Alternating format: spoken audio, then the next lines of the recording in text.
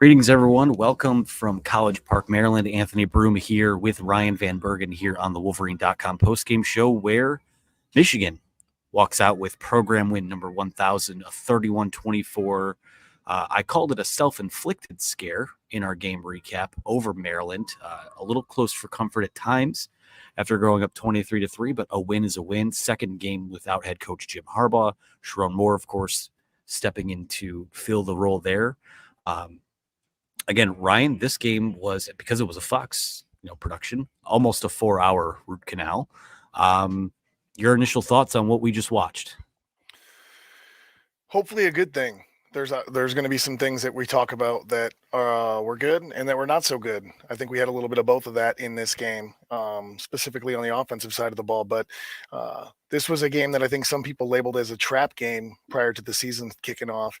And I think it was every bit of that. This team came and played their best game. I think Maryland came prepared, and this was their Super Bowl, and they played like it. And we played like it was our Super Bowl at times, and there was times where it looked like it was our first time playing football, to be honest. And I think this is exactly what we needed going into Ohio State. I think that there has been non-focus on the football that's being played with all the other crap surrounding the Michigan program. So I think this was a wake-up call and set some alarms off in these guys that, hey, this better be your best week of practice, because you're not just going to walk in and beat Ohio State, because that's what we're all thinking about is the next one already. But glad to get out of there with a win. It's an away game, noon game, right before the biggest game of your entire season. Very easy to let this one fall, and got a little tight, but we came out with a win. That is ultimately what matters most. Again, program win number 1,000, 11-0 for the second straight season. So, again, we'll get into the nuts and bolts of what got us here on Saturday afternoon. We'll set up what next week might look like. But before we do that, as we do every Saturday to start our post-game show, I want to talk about our friends over at Home Field. You guys have heard us talk about them for months at this point. Great partners of the site over the years, or for me over the years, for the site just over the last few months. But Home Field's a premium collegiate apparel brand based in Indianapolis. They have a commitment to creating incredibly comfortable and officially licensed apparel with vintage college designs. They have over 150 colleges to choose from, including Michigan. There's a great collection of stuff on there with those guys. So again, they dive into the archives and history of each school. They mention they often like to mention to us their ability to discover some unique logos, mascots, and iconic moments. So again, I have a whole drawer full of their stuff at home. Pack some hoodies with me for the trip out here to Maryland. So again, head on over to homefieldapparel.com. Use promo code Wolverine23. Code is good for 15% off any customer's first order with Home Field. So shout out to Connor and the team over there. Great friends to us. So we appreciate that. We'll just start with AM89, who has a $10 super chat, who says, I know the announcers made a big deal about it being a judgment call, but as far as I could tell, the intentional grounding safety was obviously called correctly. Ryan, your thoughts on that? I thought so. I think that especially if you're not outside the tackle box and that ball came down so close to the line of scrimmage that, it's at your discretion. The other thing that I think really plays a factor that you have to consider is a lot of times quarterbacks get away with a throw like that because they're under duress or they're in contact with a defender that's bearing down on a sack. And although he was under pressure, he didn't have any contact to him. So I obviously have got a little bit of a biased lens, but I thought that was the right call. It is a judgment call, but I thought that was the right judgment in that particular scenario. And I also want to add, just while I have this, because I'll forget, I'm going to tip my hat to the referees, because I'm not a big fan of targeting. I think that there should be levels of targeting. And the fact that they reviewed their targeting call on Roman Wilson, and then they also had that targeting call on Mason Graham, that they reviewed and removed both of them. Way to be consistent, referees. Way to be consistent. Way not to ruin a game and a young man's possible biggest half of football in his life so far. And good job on the referees to go back, keep these kids in the game, because they made aggressive plays that are snap moment, and they didn't agree. Neither one, in my opinion, deserved to be ejected. So good job, referees. We don't say that enough on the podcast. Yeah, got to give them their flowers when the time arises. I thought both of those were just football plays. Football's a physical game. Sometimes violent collisions happen, I want to start on offense in this one. Michigan, 291 total yards of offense. J.J. McCarthy, 12 of 23, 141 yards. He had the bad pick right before the half, which I think was pretty much set up what the second half looked like. I thought that was fairly deflating. You're Michigan, you get out to a 16-3 lead in the first quarter. You're up 23-3 at one point. You just kind of let them hang around, get back into the game. Offensively, found a way to run for 150 yards. Blake Corum, 28 carries, which feels like a season high by a pretty wide margin at this point. 2 touchdowns. He's up to 20 on the year. Donovan Edwards, 11 carries, 39 yards. Other than that, I mean, they did enough early on. Actually, really, it was the defense that did the bulk of the scoring for them early on in that game. But what did you make of this Michigan offense today? Because to me, now that we have 2 weeks of Sherrone Moore being the acting head coach and not just the offensive coordinator, not just the offensive line coach, it feels like they're pressing a little bit. And the game flow, the aggression, the precisiveness of what they're trying to run just hasn't quite been as to that level that we'd expect over these last 2 weeks. There's just been something lacking from the passing game, and partially it's been play calling that we haven't utilized it as much as we traditionally would, or that you'd expect out of a quote unquote normal offense. So I think that that's part of it, is that we're not getting too many game reps, which I'm glad that, again, not glad that we struggled, but it is probably a positive in the long term that we had the struggles that we did today, because it'll show up on film and you'll be able to go into practice and work them out. I'm not super concerned because this team has shown a dynamic passing game. They have the ability to throw the ball down the field. They have the receivers that are able to do it. Roman Wilson goes out early. You got to think about some of the guys we're out with. I mean, we think McCarthy's a little dinged up. You've got Roman Wilson going out early. Ladarius Henderson doesn't make the trip. So we got Miles Hinton at tackle. He goes down. I mean, we're really shuffling at, second half of this football game. So, there were some miscues and some misfires, especially in the passing game, but I think that can be chalked up to one, JJ McCarthy not being 100% healthy, and two, personnel wise, we're just not exactly where we need to be. And then if you had to throw a 3 in there, we just haven't had these opportunities. But I have no doubts that this team can execute in some of the short and intermediate passing game. Down the field, I don't know so much, but this team can operate in the short and intermediate, and this team will get better. This looked like the Bowling Green game to me, just the Big Ten Bowling Green game. That's a good comparison, honestly. We have 2 super chats that are very similar, so I'll just kind of split the screen time between both guys here. Just both Justin Lewis and Mr. Dave. Questions about JJ McCarthy. He says, to me, it looked like our offense was limited by JJ's injury and play calling to not expose him too much. What do you think? I think there's a lot of merit to that. Also, remember, played without Ladarius Henderson in this game. Miles Hinton got hurt, who was replacing Ladarius Henderson, and that didn't look very good. We don't know how serious Henderson's injury is yet, but down a couple tackles already when the pass blocking from the tackles over the last few weeks hasn't been a strong suit. I still think there were some residual effects from JJ from that Penn State game last week. So there are things you have to account for there. To me, I think it's all of those things. And then I just think the play calling, the flow of the play calling, just that rhythm's not quite there when Sherrone Moore has to take on a little bit more. So I wonder if operationally they do kind of maybe they switch it up a little bit. When Jim Harbaugh wasn't on the field for the opener and Sherrone Moore was also out, Kirk Campbell had a bigger role in play calling. So maybe that's something that they decide to do, to take a little bit off of Sherrone's plate here, to take a little bit off of it by just having Jesse Minter being the head coach on defense. But JJ was off today. I think that's on him partially. I think it's partially on the play calling, and the offensive line pass blocking just has not been up to snuff the last few weeks. But thoughts on those 2 questions there? I do think it changes how you approach your play calling if you have a quarterback that you're trying to protect, or if he has slight injury, because one of the things that I was ready to hurl as a criticism after this game is, where's the first down play action? I've kind of been screaming that over the last few games, but I think JJ, and I mean, statistically, you can point to it and the statistics prove that I'm right, but he is a much more accurate and completes it at a higher clip when he's outside the pocket. So the only reason I can think that they don't have that in the game plan is because, like you said, we're trying to protect them or something like that. So I was missing the play action because I thought that was something that they were exposing because of how many guys they were putting in the box, especially on early downs. So the lack of that made me think, but then there's also the part of me that says, we went in here with a conservative game plan. I think that much is obvious. Offensively, we weren't going to do anything we had to spectacular unless we had to beat a Maryland team.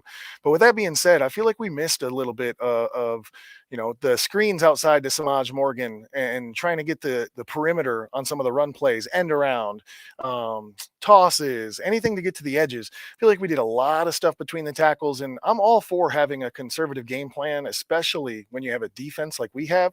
But my concern would be, where's the perimeter passes?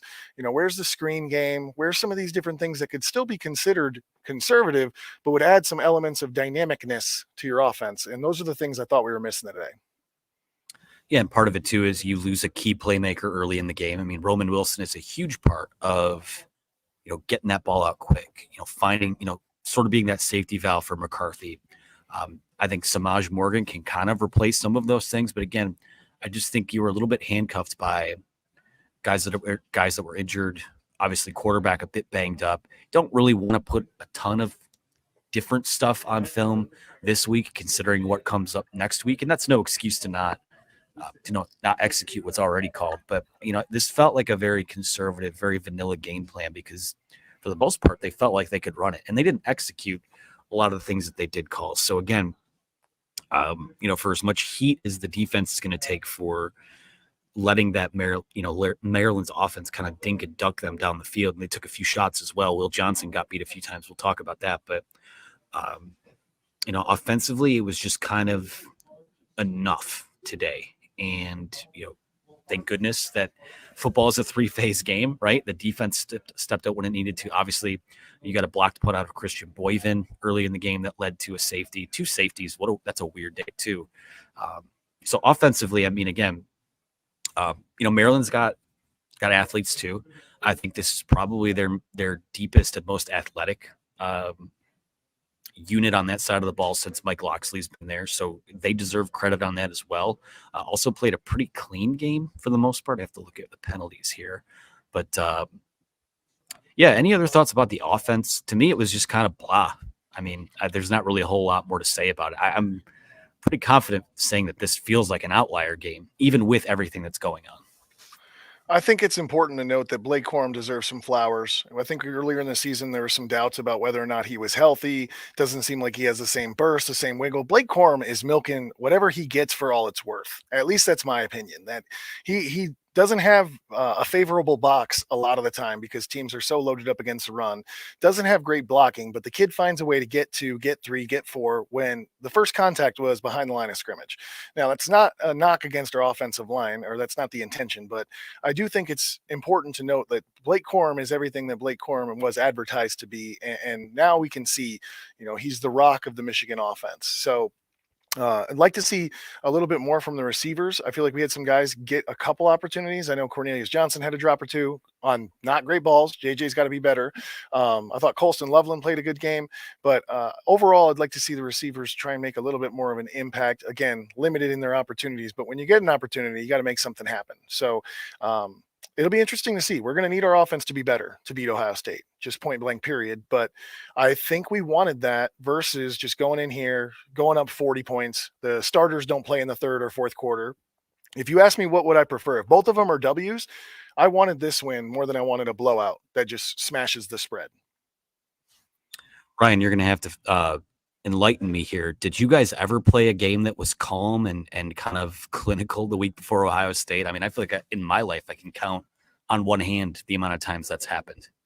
I can't remember a single opponent before. I would have to check Google in the schedules because it's just so tough to focus on the team that you have at hand. It really is, especially when you're in a scenario like this, which I was never in this privileged of a situation. But, if you actually think out what would happen if Michigan were to have dropped this game and then they beat Ohio State, in any scenario I can imagine, they still would go to the Big Ten championship. So in the grand scheme of things, if you still take care of business against Ohio State and this one you happen to drop, everything's still there. There's really not a big issue. So to stay focused when you know that that's the fact of the matter, that's a tough situation. But to answer your question, I do not remember a single opponent that was could you bet that this was the team you played before your 2010 Ohio State game? I got no clue. That may just speak for itself, honestly, the fact that you don't remember. Yeah, I think it's important to note too. And again, we're not going to get on here and cry victim or anything like that. But given that yesterday and the late stages of this week were what they were, and maybe I'll put a pin in the game conversation to park on that topic here for a second. how tough is it as a player? I mean, we already talked about what last week was like, but the day before a game, you're about to get on a plane. Another assistant coach, the hammer comes down on someone else on the staff. This time, it's an assistant coach who gets fired. Now, granted, Chris Partridge to Rick Minter is not quite the drop off that it might be in a lot of other situations, but that whiplash of thinking that on Friday Michigan was going to go to court, the TRO thing was going to hold up, Harbaugh would be back, and then all of a sudden at the 11th hour, everything's off the table. Harbaugh stays suspended. Next day, coach is fired. As a player, how hard is that to fight through as well? Yeah, it would be tough if it played out like you just laid it out, but I'm not sure that it did. It'd be curious to know, and we'll never actually know the answer, but how much did the Michigan players know on Tuesday, Wednesday, Thursday of this upcoming week, or did they find out exactly how the rest of the world did? I would be willing to bet that they had at least some advance notice. Now, how far in advance, I wouldn't be sure, but the other thing is this team is now conditioned against this kind of crap. This is nothing new for these guys of this team, and I honestly don't know if any more coaching thing, if things were to happen this week, I don't know that it would really impact him. I mean, this is just standard. Like on Monday, there's some shit in the news, and on Thursday, something happens, and then on Saturday, we got to adjust and play a football game. And that's kind of been the cadence for this team. So, me as a player, if it was my coach and I had no idea, I'd be a little shook up. But the way this team has had to progress through the season and how it's played out, I got a feeling it probably didn't have a massive impact. Well, and two, the optics of I know the optics are what they are about having a head coach suspended twice in the same season, which I don't know that that's ever happened before.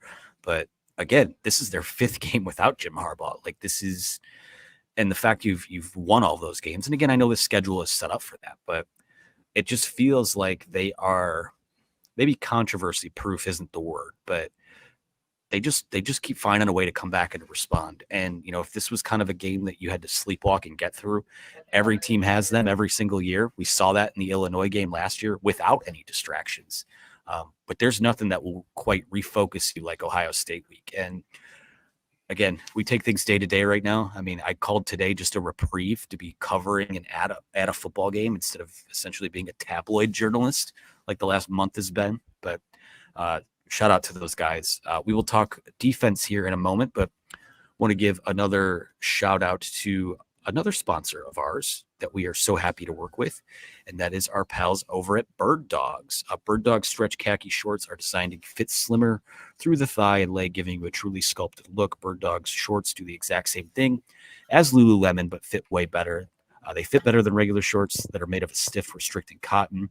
Bird Dogs fix this issue by inventing cloud knit fabric that looks just like khaki, but stretches so you get a way slimmer fit without having to sacrifice movement. They use an anti-stinking sweat wicking fabric that keeps you cool and dry all day long. I packed my Bird Dogs on the trip out to Maryland, came out a day early. You want that comfort. You want that ease about what you're wearing, especially a little warmer down here than it is in the state of Michigan. So if you order with Bird Dogs today and use the promo code Wolverine, you will get a free Hydro Flask style water bottle.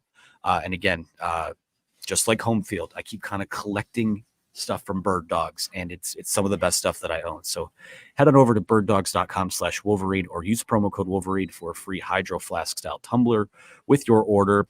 And again, shout out to Bird Dogs, who has been outfitting a lot of my road trips this year. We are also sponsored today by Lewis Jewelers. Simple question, guys. Is your daughter's engagement ring bigger than your wife's? If the answer is yes, great news. Lewis Jewelers can help. Stress-free and easy working with one of their non-commissioned expert trusted advisors, finding that perfect diamond. Stop by today, guys. Fix this family issue. Lewis Jewelers, your diamond store, and so much more since 1921. Excuse me. Math is hard. Reading is hard. Visit them at their location on 300 South Maple Road in Ann Arbor or online at lewisjewelers.com. Ryan, defense, 262 total yards allowed in this game. Hardly anything on the ground. 33 carries for 15 yards, minus 43 yards of that were from Tagovailoa sacks. I got to check the sack numbers on the day. Michigan had 4 sacks. Mason Graham and Braden McGregor split one. Jalen Harrell had one, and Kenneth Grant had one as well, which I forget the sequence of the game that was, but defensive line today, I mean, the recipe was take away the run, pressure Tua's little brother into making mistakes, and when push came to shove, that's exactly what they did. They did, and they did it in an impressive way. I was a little bit concerned when they first came out because we've seen this a little bit with Jesse Minter's defense, but against teams that have 11 personnel, one tight end, one running back in the formation, a lot of times we've got two defensive tackles, two edges, which we can call ends, but Jalen Harrell I wouldn't call a true end. I'd call him more of like a stand-up backer in like a 3-4, and then you've got your two linebackers. So I mean, you're 5 or 6 guys, tight end to tackle on the other side, and they have 6 guys blocking without the quarterback and running back being factored in. So you're outnumbered in the box. So I'm waiting for Maryland to just tee it up and run the football. But you got to give credit to Mason Graham, Kenneth Grant, some of those guys on the interior doing a really good job maintaining gaps, not getting pushed back. Even some of the guys that are behind those guys, I thought Spencer Good showed up really big today. He's been getting better and better and has kind of been consistently getting himself into that rotation. So I thought the interior guys did really well, and the exterior guys did well in passing situations. But to make them one-dimensional, which they're a pretty pass-heavy team anyway, but to shut out the run and make it so ineffective, I think that allowed us to pin our ears back and allowed us to play some more coverage. And I thought our edges played really well. I thought Mikey Sanders still played really well. And I think our corners got tested, and going back to my theme of this game of the learning experience and where you can grow, I feel like Will Johnson got beat a little bit on the edge. I feel like every corner kind of took a turn. I thought Joe McBurrows actually showed up and played better than he has in the past. So I think there were some guys tested, but overall, defensively, I mean, how can you possibly complain? You generate 3 turnovers, you score twice, and you end up with 2 safeties. I know one of those is on special teams, but man, can you ask for more from a defense as far as productiveness? I don't know that you can. And not thrilled about 24 points being given up. Not thrilled about finally losing that third quarter streak. But again, there's going to be some great game tape to motivate these guys that, hey, we have our biggest game coming up and there's mistakes being made. We've got to play our cleanest football to win this game. So although we struggled a little bit, we got the W, and defensively, a really solid performance minus giving up the points that we did. Yeah, and there's a question here that we'll get to from Jamie Vance, who said, "What's up with Will Johnson getting beat a few times deep today? That's concerning ahead of Marvin Harrison Jr. next week." Yeah, I mean, he won. Those are the two. I feel like he's only given up maybe 3 or 4 bombs all year. So the fact that today was, he got a few times today, and that's going to happen. Talia Tagovailoa is a talented quarterback. Maryland has talented skill players. In a lot of ways, this is probably the best offense Michigan has seen to this point this year. So, again, when you play the better offenses on your schedule, you're going to find yourself in a battle at times. And someone's got to step up and make a play. You got to get off the field in key moments. Mike Sainristil with a pair of picks. Obviously, I mean, whenever they need a play, that guy steps up and gives them one. So, again, not super concerned about Will Johnson, but what did you see from that Michigan secondary today, Ryan?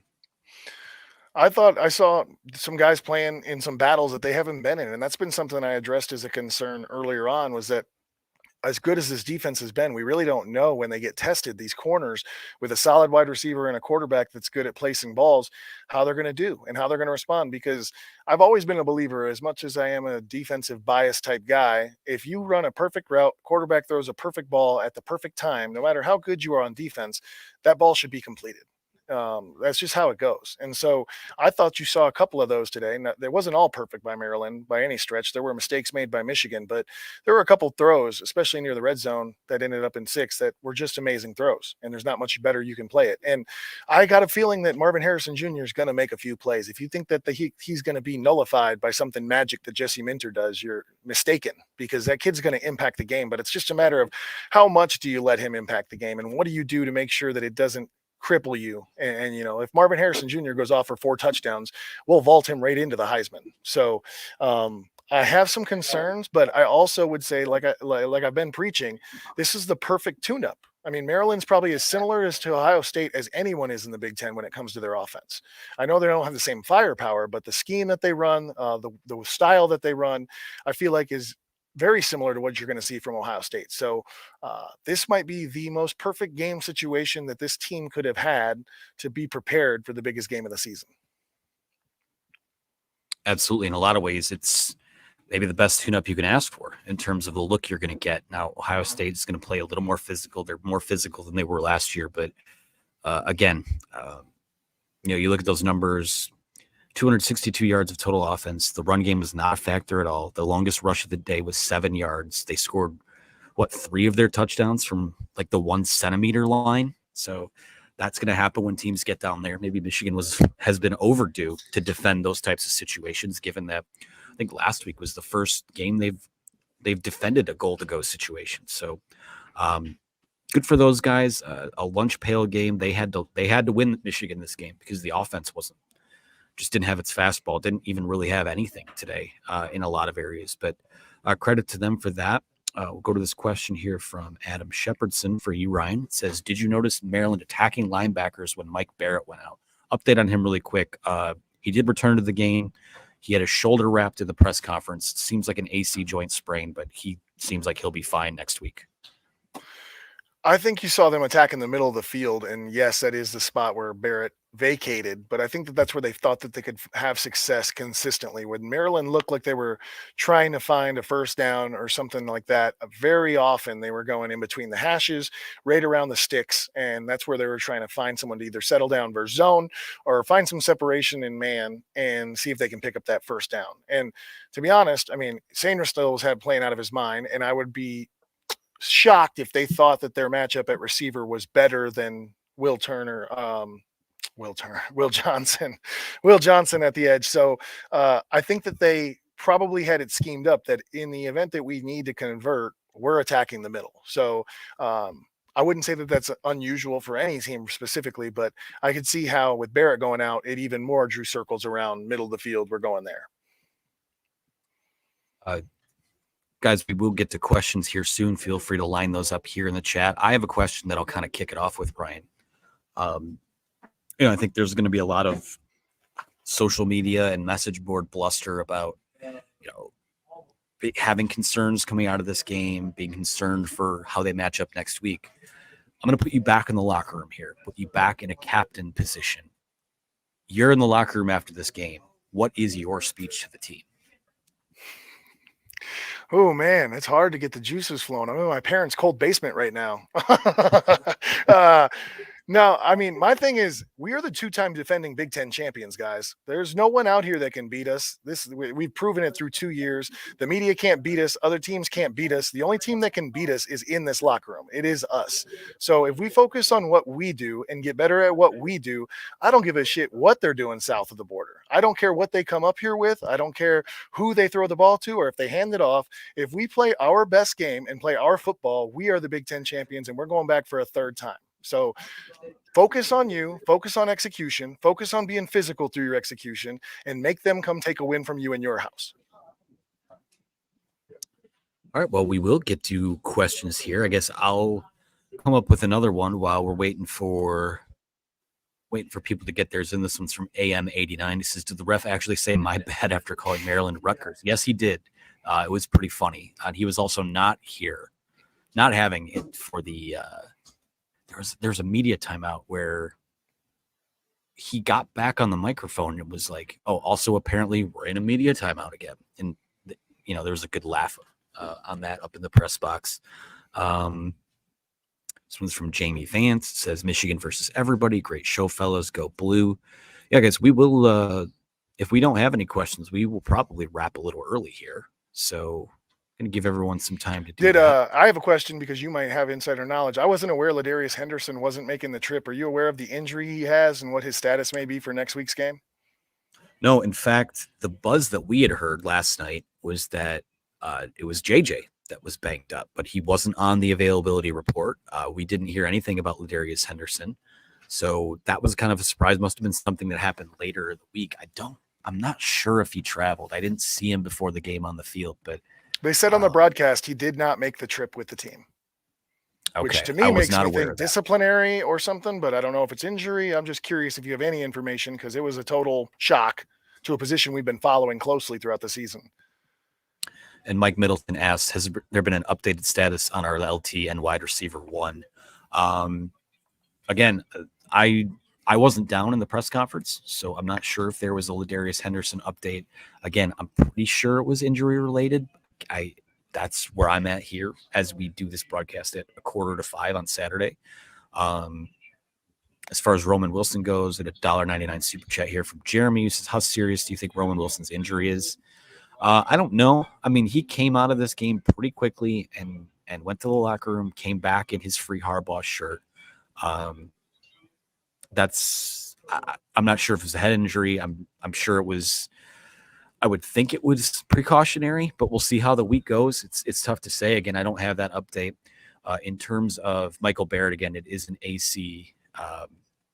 It is an AC sprain that he said in the press conference.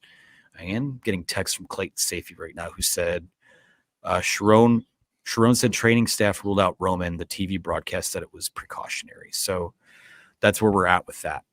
Yeah, I don't have any other updates on that as of right now.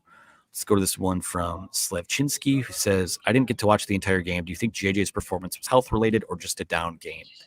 My quick one, probably a bit of both.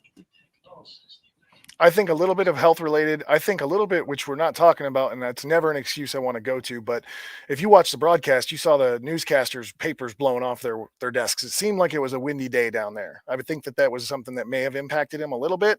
But I also think it's a lack of opportunities that he's had recently. And that's not a knock on how we've been coordinating our offense. I do want to see some more passing game. But when you're not called on often, and you get called to throw a strike, you might not be ready to throw that strike. So hopefully we can knock the rust off and be ready for the next one. I had time for a few more. Mr. Dave, what grade would you give the play calling, Ryan? Offensively, I would give the play calling C+. I think it was average or a little better than average. And so that's my grading scale. And I also just continue to try to I really like Sharon Moore. This is just a personal affection and affinity, but I like him. I think he's a good guy. He seems like a wholesome person, 37, 38 years old. And he's the youngest head coach figure, I think, in the history of Michigan sports, in the biggest season that they've had in how long. This is a huge moment for him. And for this young man is what I feel like I should call him. And I feel like he has a defense that he knows he can lean towards in situations that maybe are not favoring the offense. And I feel like it just dials that conservative meter back a little bit. And to his credit, I believe he's undefeated. So the only stat I care about at the end of the day is the W. We're going to take two more here. This one's from Lori O. It says, what about JJ needing Harbaugh on the field? Maybe it's affecting him. You could be right. I guess there's only two people that know the answer to that question. But I do think that when you watched him throw that interception and you watched him go to the sideline, there were 10 seconds that you didn't see the calm, zen JJ McCarthy that we're all used to seeing. And I think in those moments, it's going to show if he has the maturity or not, because I do think Jim Harbaugh helps you in those situations. The best coaches help you in your worst times. That's just who they are. And so JJ doesn't need him when he's 10 for 10 or 20 for 20 and doing everything right. That's when JJ needs a Jim Harbaugh little aside talking to, and he doesn't have him there. And I feel like that hurts a little bit, but I also feel like he's got to turn that into fuel and motivation and go out there and do it without him. He's been with him long enough that he probably has an idea of what Harbaugh is going to say. And if he's anything like the guys what I used to play with, he probably has a pretty solid impression of him at this point. All right. Last one's going to come from me, Ryan. It's finally Ohio State week. This is the week this entire season is built towards. I want to hear your full, unfiltered thoughts on this matchup heading into this next week. I think that this is going to be a defining career game for either Sharon Moore or Ryan Day. I think Ryan Day is feeling the stress of not having beat Michigan the last 2 years. Ohio State, as successful as they've been, will never consider themselves to have a successful season if they lose to Michigan at the end of the year. And the same is true of Michigan. But I think that if Ryan Day can't get this win, all of a sudden the culture has really shifted to there's Ohio State players that have never beat Michigan and they're seniors. And that's a big deal because we had that in our program when I was there.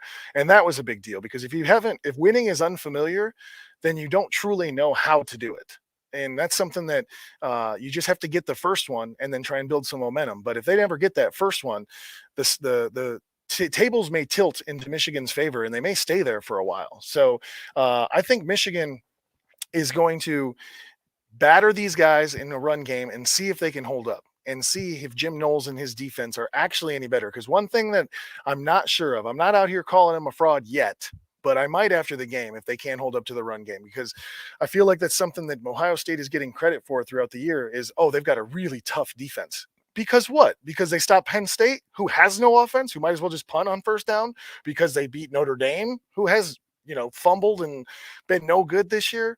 Ohio State's defense gets way too much credit for no real production against any real teams. And I'm sure the same could be said of Michigan. But I think when it comes down to it, we are going to find them in a back alley and see if they're ready for that type of fight again. And my personal opinion is that they're not. I think they'll stand tough for the first round, but I don't know if they want to go 9 rounds with the juggernauts of Michigan. And we'll see. We'll see. We'll see if Finesse Marvin can get going. I think he's a tremendous player, and he'll be someone that could break the game wide open. But outside of that, I think Michigan has a more solid team. I feel like they've been more motivated. And if they're healthy enough, I feel like there's no reason that they shouldn't beat this Ohio State team. But at the end of the day, we all know this is going to be the most watched regular season football game in college football for this year. There's no rivalry like Michigan, Ohio State. And there's a reason that this is the game and the biggest rivalry in sports. And I'm more excited for this than I am for any Christmas I've ever had. I'm excited. Michigan, Ohio State, Saturday, noon. Let's do it. And you have children now too. Oh yeah. Yeah. Well, I just have to put things together now on Christmas. It gets worse when you have kids. Don't tell my wife that, but that's true. We'll redact that from the replay of this. Well, that's a good place to leave it. Michigan wins 31-24, 11-0, win number 1,000. It's Ohio State week. This is what it all builds up to. So like and subscribe to the channel for more of the best Wolverines coverage you can get on YouTube or anywhere else. Be sure to sign up for the Wolverine, of course. There's a promo code for you guys just on YouTube in the description below. Of course, yeah, I have nothing else to say. It's on to Ohio State. There is nothing more to say. So for Ryan Van Bergen, I'm Anthony Broome. Thanks for watching. We'll talk to you again soon.